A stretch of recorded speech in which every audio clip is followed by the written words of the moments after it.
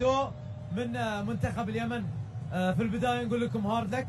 للأسف في 3 مباريات لم يستطع المنتخب اليمني تحقيق الفوز أو حتى التعادل، لكن استطاع أن يكسب احترام الجميع حتى وإن كانت النتيجة ثقيلة اليوم. لكن في النهاية شفنا منتخب اليمن قدم كرة جميلة خلال المباريات ال3 السابقة، فنقول لكم هارد لك. أول شيء بسم الله الرحمن الرحيم، نقدم اعتذارنا للشعب اليمني ولجمهورنا.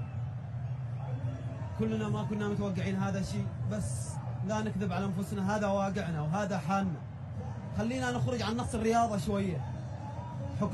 مسؤوليننا، حكامنا، يعني العالم تعطف علينا. انتم متى تعطفوا علينا؟ متى تشوفوا وضعنا؟ يعني متى نرجع؟ متى نحس عندنا دوري، لاعبين محترفين باماكن بدول الخليج وبغيرها؟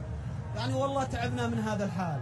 واصل واحنا نقدم الاعتذار، صحيح نقدم الاعتذار، هذا حالنا. لاعبين لاول مره يلعبوا بطوله، احنا ما جينا للمنافسه، ليش نكذب على انفسنا؟ احنا جينا لاعداد لاعبين شباب لاول مره، لاعبين ما لاعبين دوري.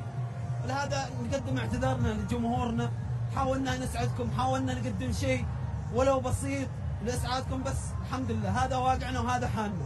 انا ايش قلت لك في سؤالي؟ قلت لك انتم قدمتوا كرة قدم جميلة وحلوة، وانا اعتقد ان نقدر نعتبر هالبطولة انطلاقة، وحتى لو ما نافستوا على البطولة لكن في النهاية نقدر نشوفها انطلاقة للايام الجميلة اللي جاية، فتفاءلوا بالخير تجدوه وارفع راسك وانت عارف انك قدمت الكثير في هذه البطولة. ان شاء الله احنا متفائلين، وان شاء الله حالنا يتحسن، وشكرا لتعاطفكم معنا، والحمد لله قدر الله ما شاء فعل.